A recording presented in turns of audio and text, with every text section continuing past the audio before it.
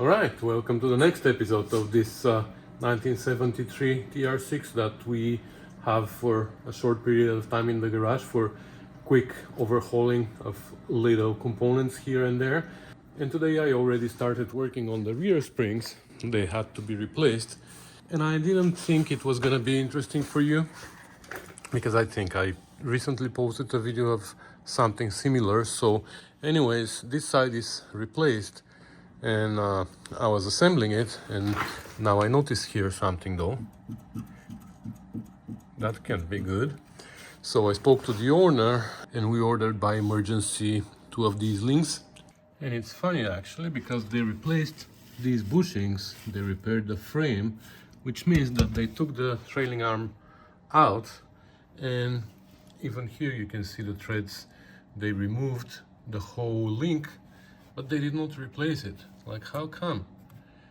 So anyways, we're gonna replace the springs, and these we're just gonna leave loose, and when they come, hopefully tomorrow, we're gonna be able to replace them as well. So anyways, that's what I was working on. I wanted just to show you a quick update. I'm gonna change the other one as well. Do you want to see that? I don't think so. And then I'm gonna show you something else interesting. Just a quick peek. You see something awkward here? Yeah. Anyways, we're gonna get to that later. Alright, so I ran into a problem, and I'm pretty sure that just looking at this, you know what I'm talking about. So look at this.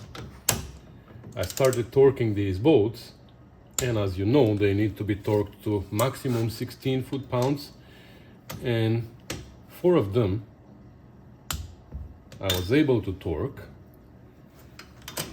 Like, that's 3, and this one is 4.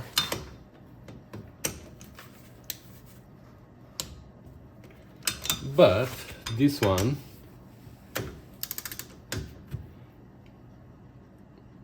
I can spin freely, and for that matter this one as well.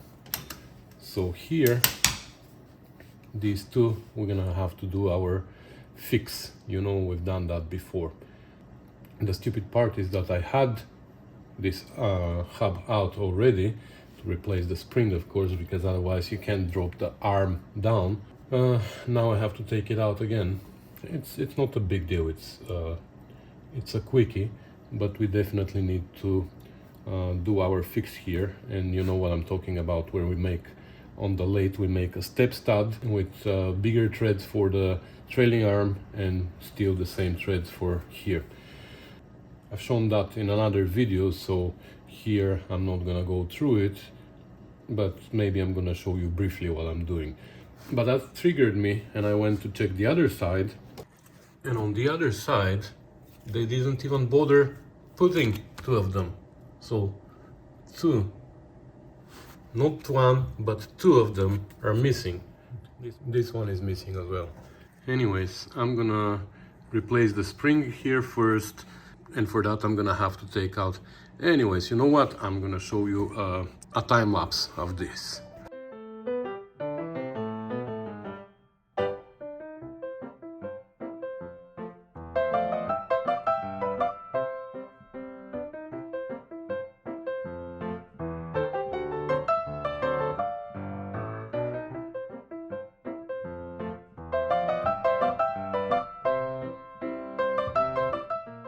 Alright, so I don't know how much you saw from taking it apart, but you saw that replace the spring, and this side, the link is not in a better shape than the other side, so unfortunately we don't have it now, so we're gonna have to put it just temporarily back just to hold everything together, because I don't want to leave it disassembled. And here you see the threaded holes. Like, there hasn't been anything there for ages, I guess. Anyways, so yeah, I'm gonna just put this here so I can remove the jack, and then I'm gonna make the studs from here. For here I'm gonna tap the threads, and I might show you when I'm there, when I'm done. Now, before we go too far and drill holes and start tapping, let's actually check. Maybe they just forgot the studs or they lost them or whatever. So here we have a bolt that I'm gonna try and torque to 16 foot-pounds. So I'm just gonna make sure that we have enough depth here, like that, yeah. So, yeah, definitely this is stripped. You see, I can push it in. What about this one? Yep, okay. I shouldn't have wasted my time collecting a stash of things here. All right, very quickly, I'm gonna show what we're doing. I made this step rod, so I just took a bolt with 3/8 threads, and I machined it down to 312 thou diameter. Then I made threads with a die for 5/16 threads, and now we're gonna have to tap these holes to 3/8, but we're gonna thread this in until it is flush with the surface, and then we're gonna have a 5/16 rod sticking out. So that's the idea. That's how I've done it before. I know that many people prefer to do it with helicoils, or even there's other inserts like time certs and I don't know what else. I don't think it's needed. You're tapping threads there anyways if you're using those inserts. So why do I need an insert when I can just make this on the lathe and that's it, without involving another part in between.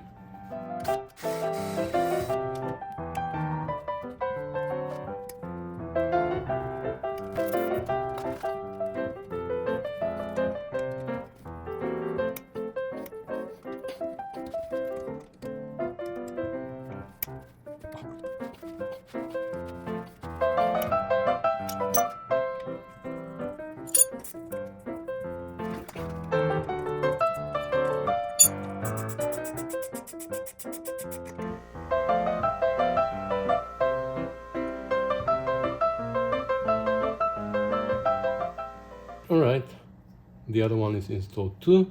So again, we have 6 here now. So I can put back the plate now. Okay, and I'm gonna finish assembling it.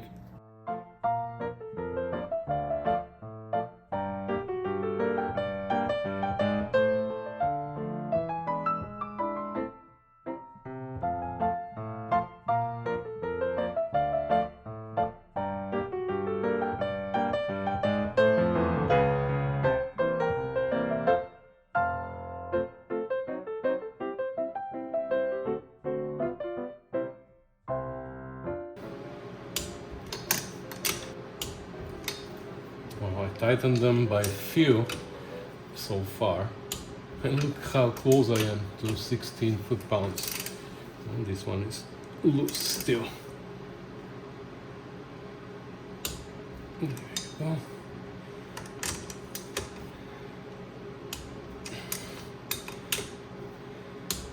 Let's go one more time just in case.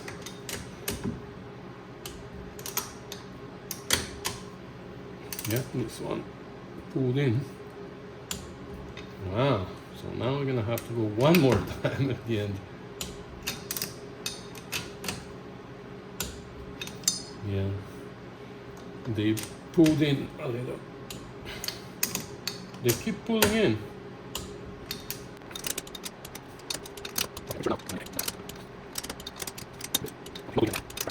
There you go. Okay, one side done. We need to go back to the other side now and do the two there. Now we have to take the axle out again. All right, I took apart the other side again and I made the two studs for here, and now I just came to drill and tap new threads. I wanted to show you before that. Look at this. There's like a spring inside. The threads came out. That's how they make springs, by the way. Anyway, just wanted to show you that. Not gonna hold you here. Take a break from me. All right, so this side is assembled as well, and we're done here, except for the links, which we're gonna do later. So next job is, let's tackle the clutch. So about the clutch, the owner told me that he has a hard time shifting sometimes when the engine is hot.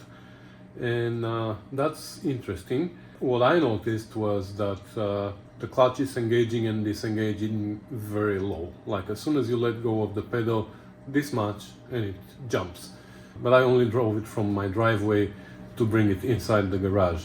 So I wanted to test drive it before I start dealing with the clutch, but unfortunately it's pouring rain outside. So we're not taking her for a test drive, but let me show you what's under the car. So, as you can see here, that's funny what they came up with, and that's a mechanic shop. So they changed the master cylinder and the slave cylinder, and I believe they took out the transmission also. The clutch fork shaft, I think they installed new one, or at least the pin, but I don't know. I'm not sure what's going on. Looks like the slave cylinder is in the right place. There's oil leak here, but that's transmission oil. I think that's from the front of the transmission, which can't do much about without taking the transmission out. Initially I thought that the slave maybe was installed on the wrong side, but you know, there's no way. That's the only way. So why did they need to extend it that much? And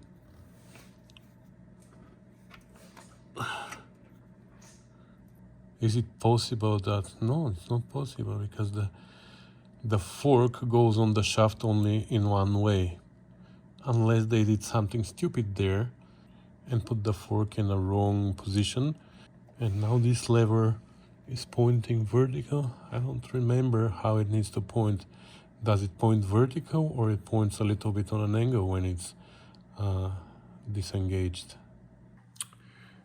All right, I have a transmission here. This is Chef transmission, actually, from his PI TR6. It still has the fork and the release bearing, so there must be a little bit of play here. That's normal.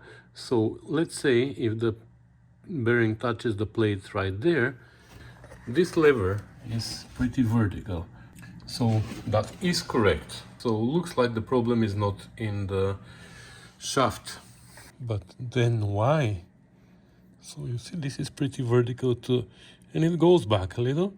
You see how much it plays? That's normal. So now here it touches the plate. So if you push more, it's gonna start disengaging the clutch. Is it possible that this rod needs to be even longer than that? I guess that's a solution. So there's two possible solutions here. One solution is to extend this rod, of course. The other solution is to undo these bolts and space out a little bit the slave cylinder. I'm gonna remove this from here. It shouldn't be a bolt anyways, it needs to be a pin.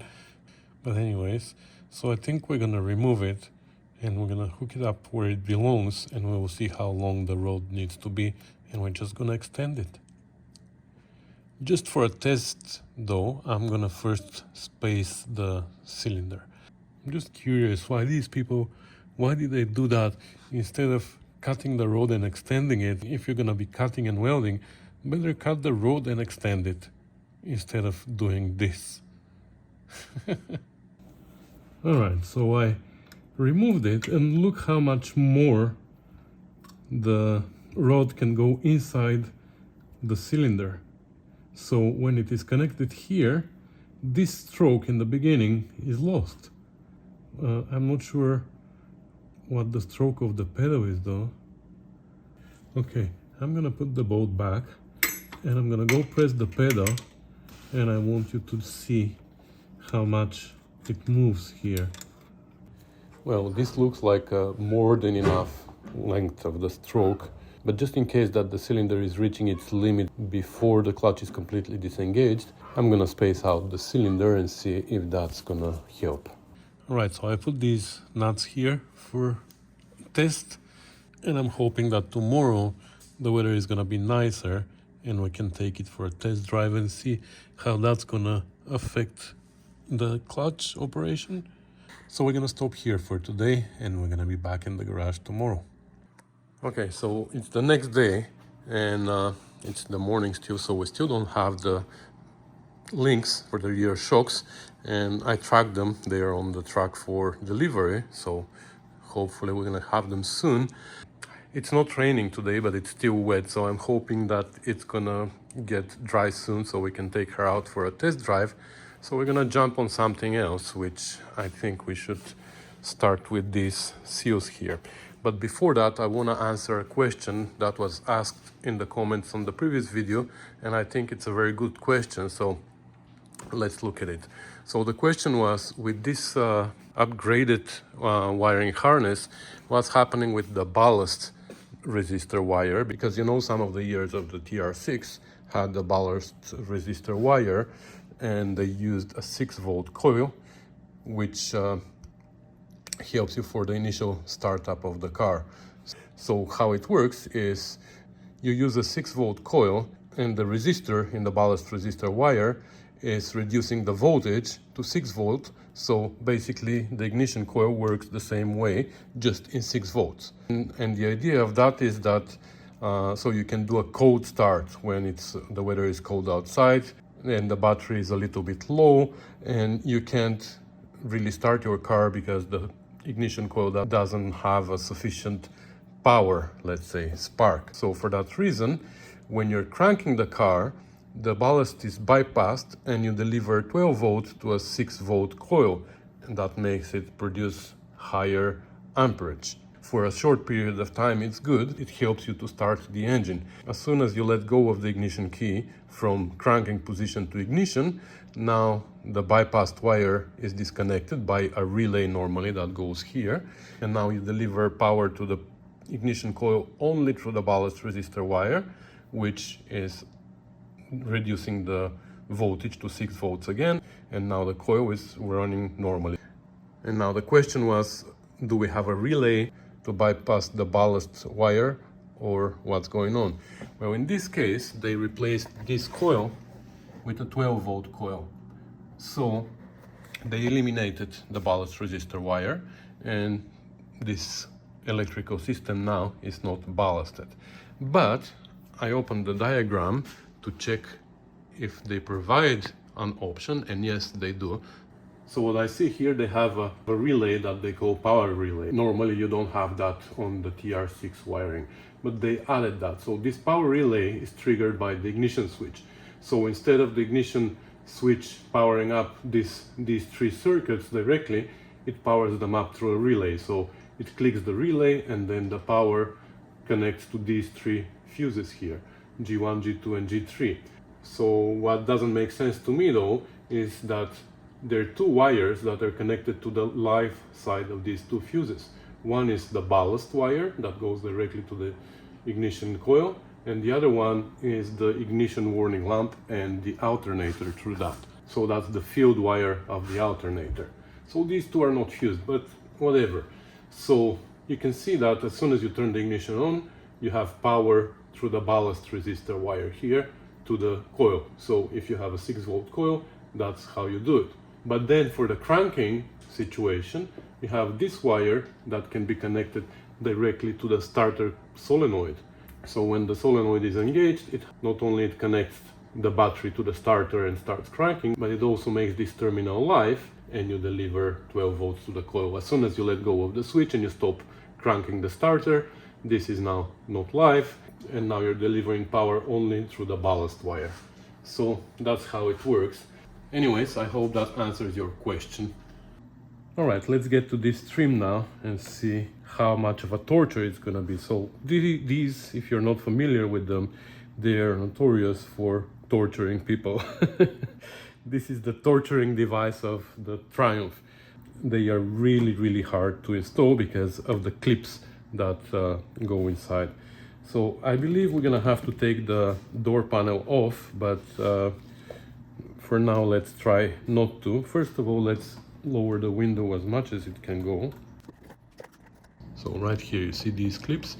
There's few of them here. Let's see how many. I believe there must be one here at the end. Oh, this one is riveted. Nice. We're gonna have to unrivet it. And then 1, 2, 3, 4, 5, 6. And I believe there's the same on this side.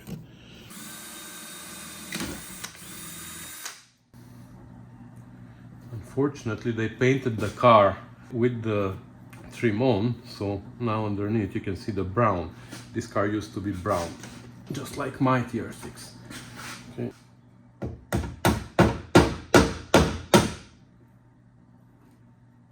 Okay.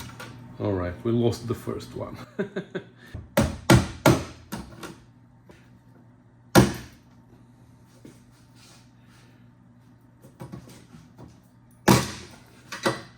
There you go. And the clips stayed there. Well, we're gonna have to replace them anyways, but let's take one out because we're gonna make a special tool. There you go. This is what the clip looks like. Yeah, see it? Has teeth inside that grab. So these on this side are different. This is the part that goes on the door, and this is the part that holds the trim, the little one. I don't know if we can glue this down. We'll try with the heat gun to soften it and bend it down. Okay, there's some more clips here, and I believe these are the ones holding this trim, but this thing shrunk and came this way, kind of. Let me try to clean here, and then we're gonna spray some glue, and we're gonna try to glue this down.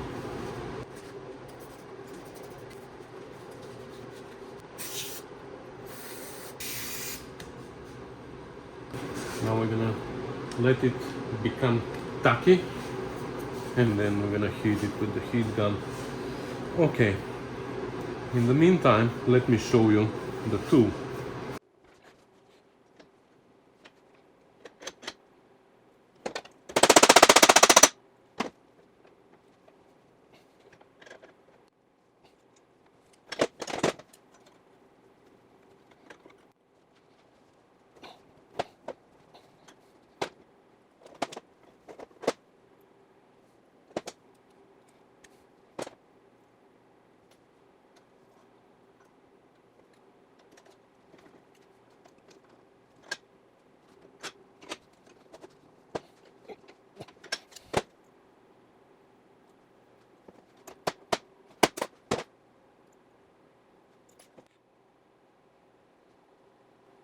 Okay, just enough so we can pull on it.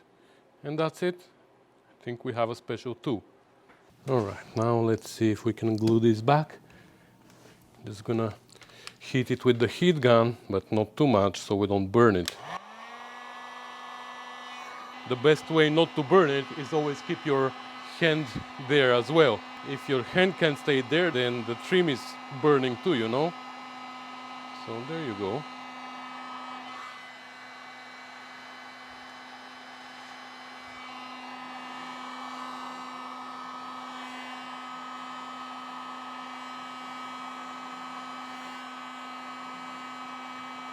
So let's bring the trim now. So there's no dedicated spots here on this one for the clips, but there are dedicated spots for the clips on this one. But for this one, I think it's best if we put the clips first and then put the trim on top. So let's do that first. Let's put all these clips. Do they come with instructions? Let's read the instructions.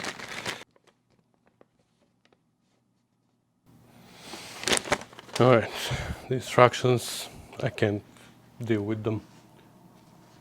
So they tell you that you need to trim a little bit of the back of the seal. So why didn't they trim it?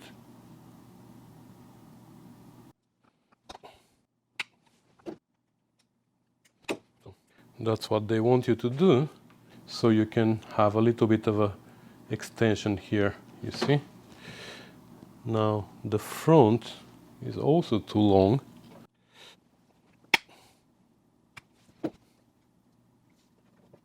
Okay, now it drops in.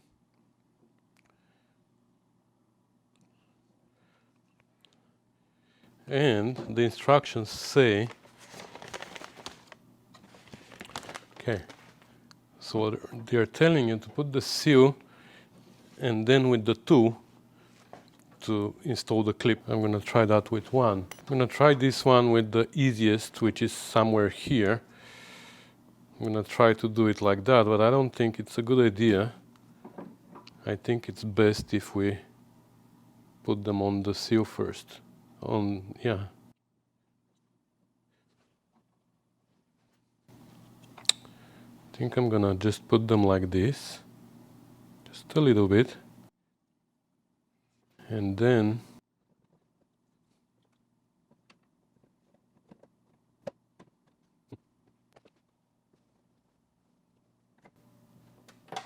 okay, we lost one more clip.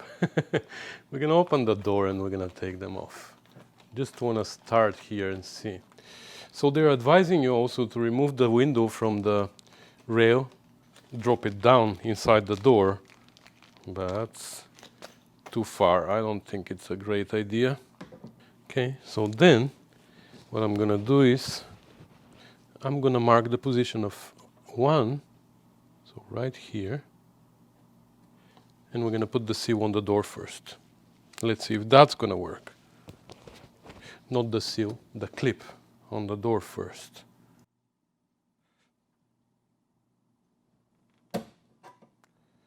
Okay. No, I think I'm gonna open it so I can hold it on an angle a little bit like that. You know what I mean? I think that's the best way. Now I can hold the clip like that and push the seal down. Yeah? Okay, that's gonna work. So I'm gonna put them all. I need to mark where they go because they need to be in these locations, you know?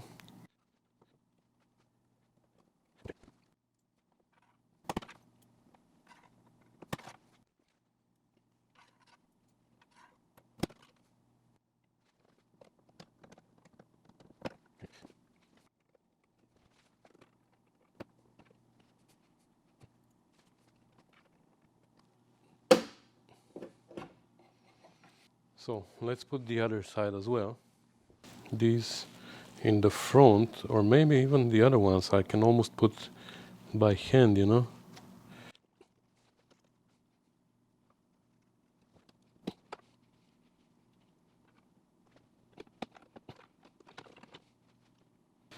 All right, time to start putting this on now.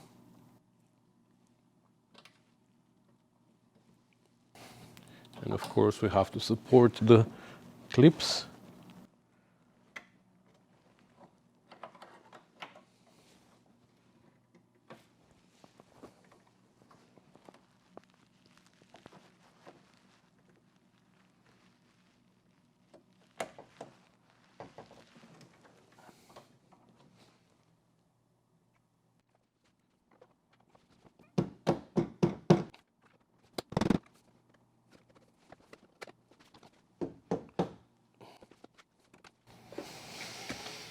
All right, this is a problem here. Okay, it's pretty good everywhere except here because the new trim doesn't have the same curve as the door. So it takes a shortcut from this clip to this clip. And that's a bugger, but there's nothing we can do because the trim doesn't match the curve. Was there a way to curve it more here? I don't think so. No. So we're gonna have the same problem on the other door, I guess. I can't bend it off the car, let alone on the car. I guess it is what it is. Alright, that's what they look like inside. This one is not all the way in, but you see the trim, the shape of the trim is what messes it up. You see, everything else is pretty well in.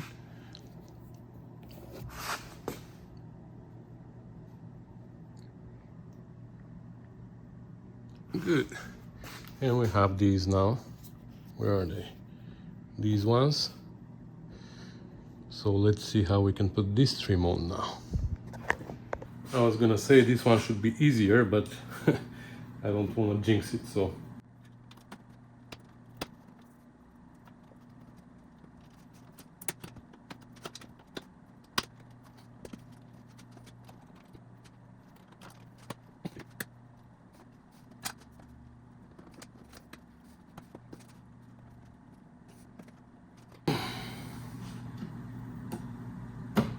Okay, so I'm just wedging my tool inside to push it against the clip, and then I'm pushing down, and I can feel it when it goes inside the clip. So okay, this one is in as well, and it looks like it went a little bit too deep. I was concerned, but then I went and I checked the other door, which has the original one, and it is as deep as the other side as well. Well, this one is even worse here. I have to glue that nicely. Anyways, I think it was actually easier than expected. It wasn't like a piece of cake, but I think that was the best way. Put the clips on the door first and then push the seal on them. So yeah, this one also doesn't have a great shape here, doesn't follow the shape of the door. Anyways, and let's see if the window goes up and down, right? Yes, it does. Okay, so now what I'm gonna do is I'm gonna take the panel off, because I spoke to the owner and he wants me to take care of this too. So I'm gonna take the door panel off and we're gonna put it back on. I think in the boot we have the missing parts from here, so that's good. All right, we've done this in video before, but I'm gonna show it one more time for those of you who missed it, because it was like a year ago, 2 years ago actually. So here, this is assembled wrongly. There's a spring in the back, but this spring goes behind the panel and it pushes the panel to close the gap. In one of my previous videos I said that there was missing parts here. Actually no, the parts are not missing, but the spring is put on the wrong side. Also, this handle needs to point down. That's how it is. So I spoke to the owner and he said that I should go ahead and put it the way it should be. So here between the two, I keep forgetting the name of these, escutcheon? No, I don't think it's escutcheon.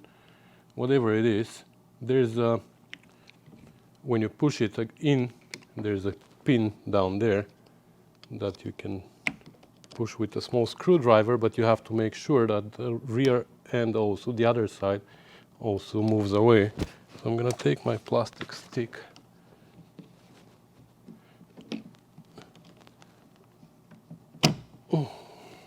Or is it put sideways? So you can put this pin in this orientation or this orientation. So I think this one is put actually in this orientation.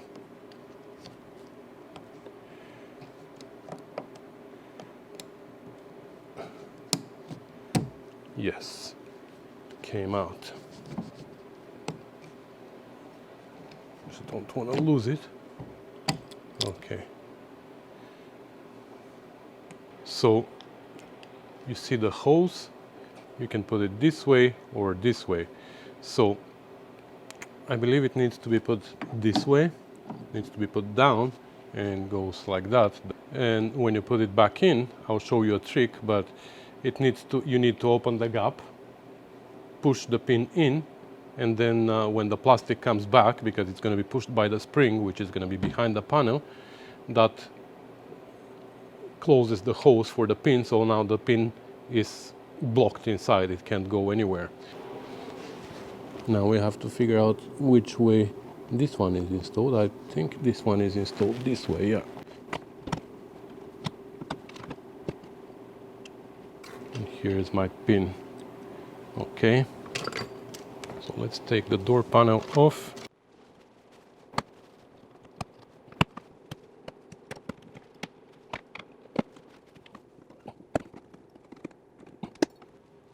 Here's one clip. Another clip. Okay. you go.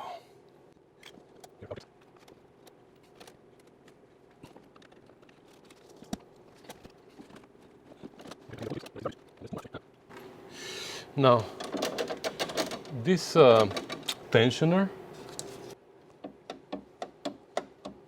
this is unhooked from here, so we have to hook it up because it's gonna make the owner crazy.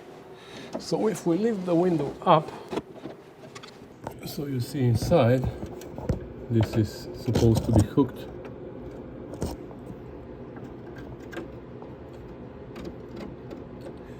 behind this, but it came off. So we have to hook it up so it doesn't make the owner crazy. It's gonna rattle.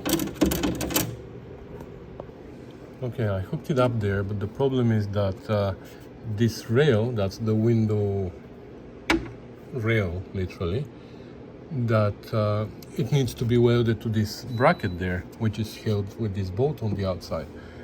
But it is not welded, and now this thing just can come down. But I don't think it's super easy to come down, because look, I'm trying to push it down and it doesn't come down. So I hope it's not gonna come down, but that's the best I can do.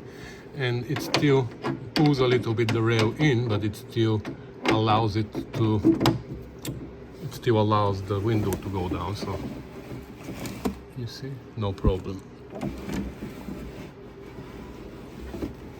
But if it is too tight, you can always loosen it from here and lift it up a little bit, because that's for this reason here, to adjust the tension of this thing.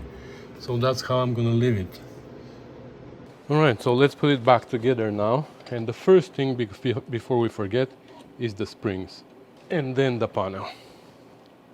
So we're gonna clip the bottom, and then we're gonna align the spring.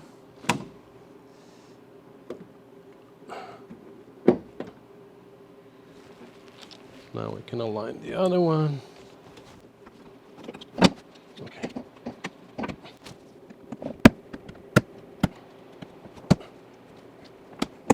There you go. And now you see how the springs are pushing the panel out. So here is where we need to do the trick now, because this to install the pin is really, really tricky. All right, so for this now, for our trick, we're gonna need a piece of, I believe that's 10 gauge wire, and just take the insulation.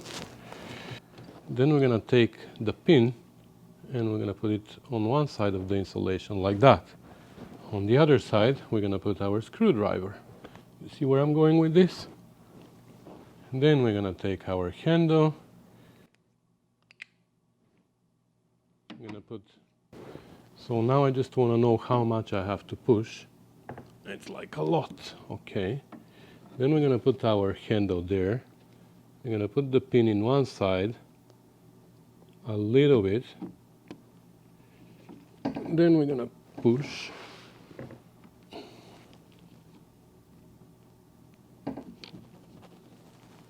Until we find the hole.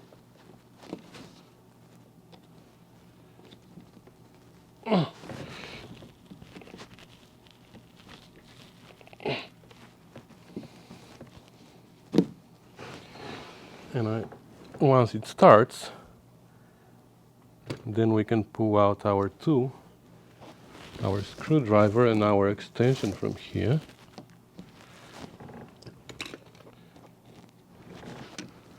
And now we can finish pushing it in.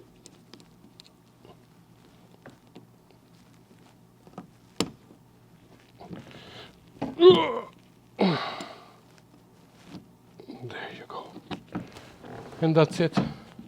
That's the whole trick. Like, I've tried with pliers like this before, like little pliers that hold the pin and find the location. I think that's the easiest. Like, most of the times I'm able even to push the pin all the way in with the screwdriver.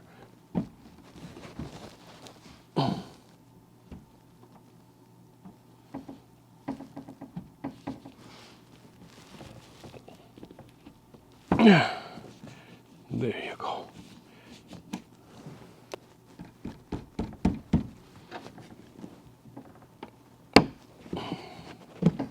There you go. Okay, so now you see how much easier, how much better it looks here. The gaps are closed. And this thing is in the right orientation.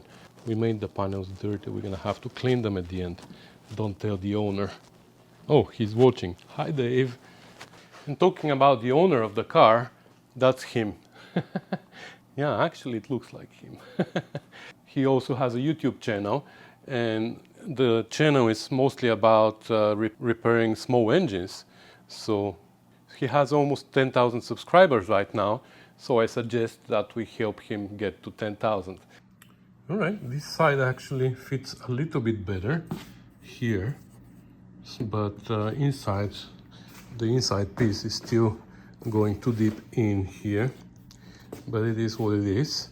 Here I heated this up and I glued it in, so that's it. I'm gonna assemble this one now, and then we're gonna change these. You see, they are bad. Unfortunately, the new ones that we have are black, but we'll take this out anyways. Now that I started pulling it off. Alright guys, I think we're gonna stop here. I was gonna include a little bit more in this video, but it looks like it's gonna become over an hour, so I don't wanna go there. So we're gonna leave that for the next video. We're gonna look at the clutch again, and we're gonna test drive the car. We're gonna even hook it up to the Counselor 2 scope and see what the waveforms look like and stuff like that. But like I said, that's gonna be in the next video. So I wanna thank you for watching, commenting, subscribing, sharing, supporting the channel, and everything that you do for me. And I'll see you in the next one. Thanks for watching, guys. Bye.